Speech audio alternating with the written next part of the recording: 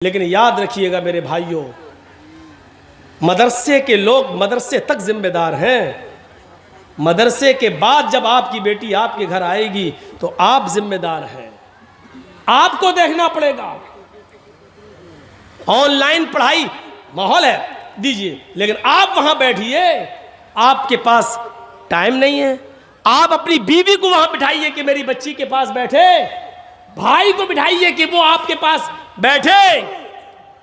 1 گھنٹہ 2 گھنٹہ کمرے میں بند ہو کر وہ پڑھ رہی ہے آن لائن، اور 2 گھنٹے کے بعد پھر پڑھائی ختم، پھر ہاں تھوڑا سا کام کر رہی ہوں۔ اب کیا کام کر رہی؟ میں یہ نہیں کہہ رہا ہوں بدگمانی کریے، لیکن یہ دروازے ہیں، دروازے، چور دروازے، چور۔ سردیوں کے دن کا تو لڑکیاں دعا مانگتی ہیں، اللہ سر کیوں؟ اچھا موقع ہوتا ہے، لحاف اندر ڈال ڈال کے واٹس ایپ چلاتی ہوں۔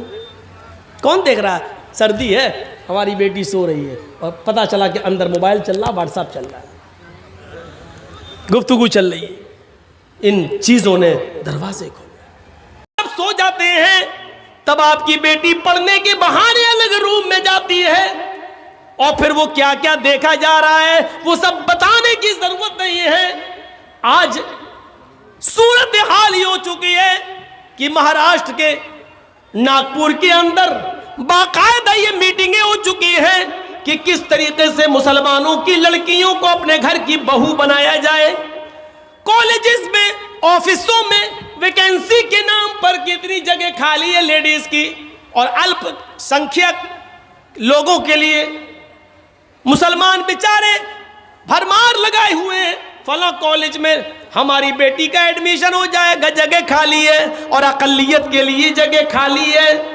اقلیت کے لیے فارم بھرتے ہیں، لڑکے جا رہے ہیں تو ان کو کہا جا رہا جگہ فل ہو گئی، لڑکیاں جا رہی ہیں تو ان کو فوراً ایڈمیشن مل رہا ہے۔ پھر جہاں آگ اور پیٹرول ایک جگہ پڑھیں گے، ایک جگہ ہوگا، ظاہر بات ہے پھر ماں باپ بھی نہیں روک پائیں گے۔ اور کتنی کورٹ میرجیں ہو رہی ہیں مہاراشٹر کے اندر، آپ کچھ نہیں کر سکتے کیونکہ آپ کی بیٹی 18 سال سے اوپر کی ہو چکی ہے، اور کورٹ یہ کہہ کر نکاح کر رہا ہے کہ لڑکی کو پوری آزادی ہے اپنا ہم سفر چننے کی۔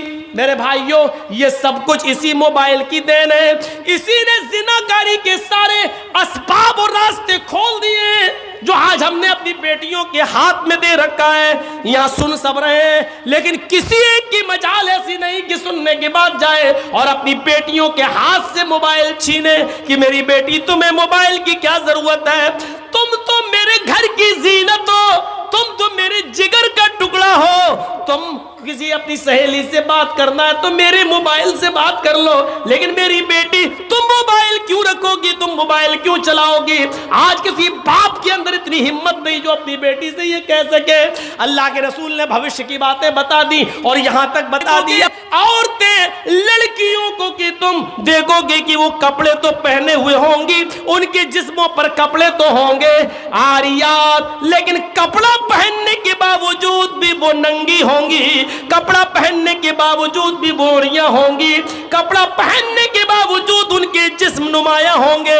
آج کپڑوں کی فٹنگ دیکھ لو، اتنے ٹائٹ کپڑے کہ کپڑا سن لو، میری بہنوں سن لو، میری ماں سن لو، اور میری قوم کی بیٹیوں پھر سن لو، جو لڑکی اتنا ٹائٹ شلوار قمیضی کیوں نہ پہنے، ساڑی کیوں نہ پہنے، اتنا ٹائٹ کپڑے پہن لے کہ کپڑا پہننے کے بعد اس عورت یا اس لڑکی کے جسم کا فگر دکھائی دے رہا ہو، اس کی باہیں دکھائی دے رہی ہوں، اس کے شریر کا، اس کے جسم کا فگر دکھائی دے رہا ہو کہ یہ اتنے سینٹی میٹر ہوگا، یہ اتنے انچ ہوگا، یہ ساری چیزیں اگر نمایاں ہو رہی ہوں تو وہ جسم چاہے کتنا ڈھکا ہوا ہو، یہ ننگے میں شمار ہے، یہ عریاں میں شمار ہے، یہ برہنہ پن میں شمار ہے۔ اللہ کے نبی نے ایسی عورتوں کے لیے کہا ہے عاریات، کاسیات، کپڑے تو پہنے ہوئے ہوں گی عاریات، لیکن ننگی کہلائی جائیں گی۔